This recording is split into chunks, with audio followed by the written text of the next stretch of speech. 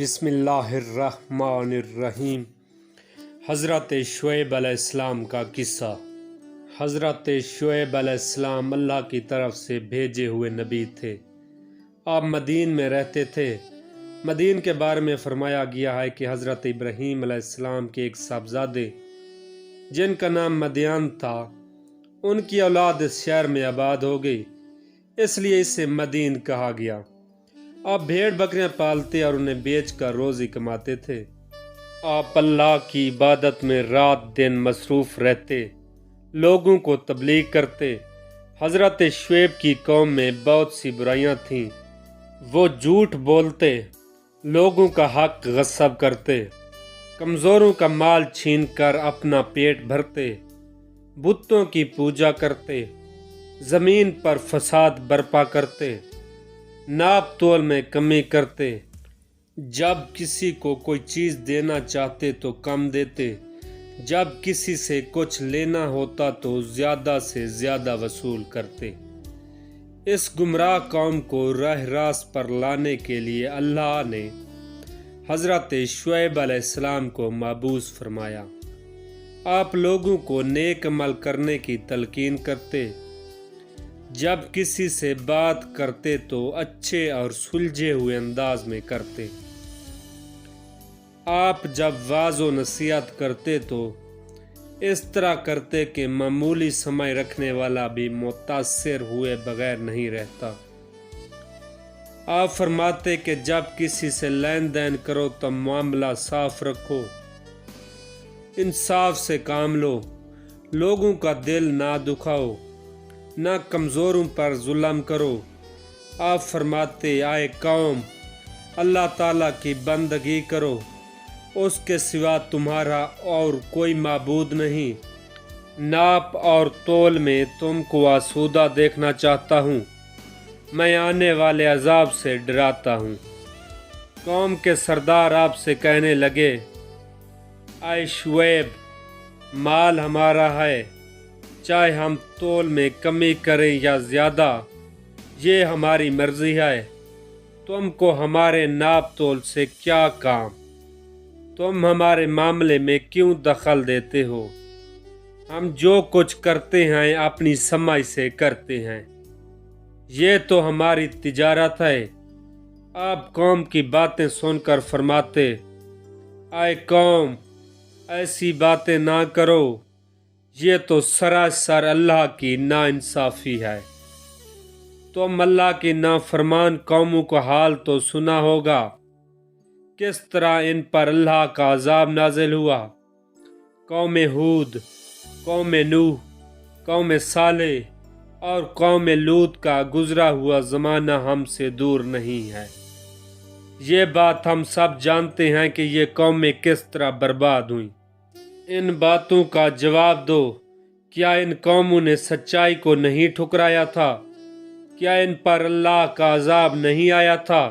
اگر تم نے بھی سچائی کو ٹھکرایا تو تم بھی پہلی قوموں کی طرح عذاب میں گرفتار ہوگے۔ اگر تم یہ چاہتے ہو کہ تم پر اللہ کی رحمت ہو تو تم لوگ پروردگار کی طرف رجوع کرو، اپنے گناہوں کی معافی طلب کرو، بے شک میرا رب بہت مہربان اور محبت والا ہے۔ آپ نے فریاد کی، اے برادران قوم، اللہ کی بندگی کرو، اس کے سوا تمہارا کوئی معبود نہیں ہے۔ تمہارے رب کی طرف سے صاف رہنمائی آ گئی ہے۔ سیدھا راستہ یہ ہے کہ جب وزن کرو تو پورا کرو، وزن میں کمی نہ کرو، زمین پر فساد نہ برپا کرو، جب کہ اصلاح ہو چکی ہے، اس میں تمہاری ہی بھلائی ہے۔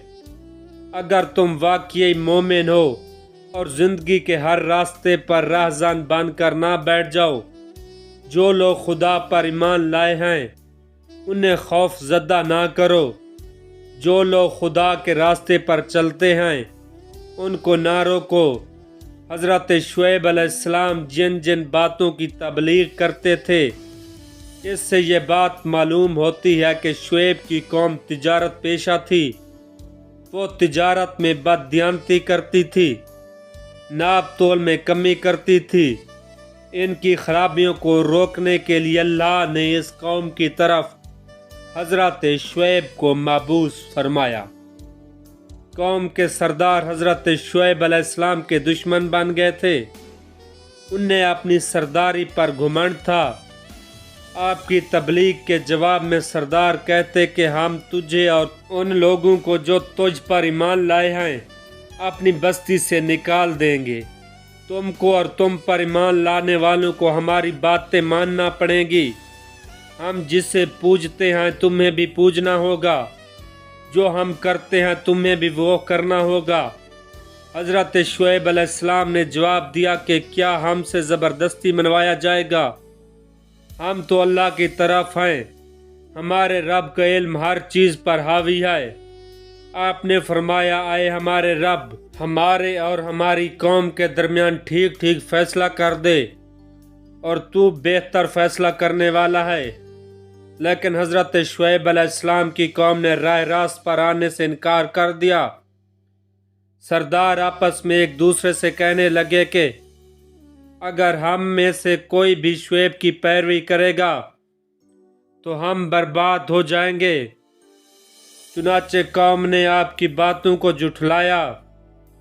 حضرت شعیب علیہ السلام قوم کے رویے سے مایوس ہو گئے اور یہ کہتے ہوئے بستی سے نکل گئے کہ اے برادران قوم، میں نے اپنے رب کے پیغامات تم تک پہنچا دیے ہیں اور تمہاری خیر خواہی کا حق ادا کر دیا۔ اس کے بعد ان پر اللہ کا عذاب آیا۔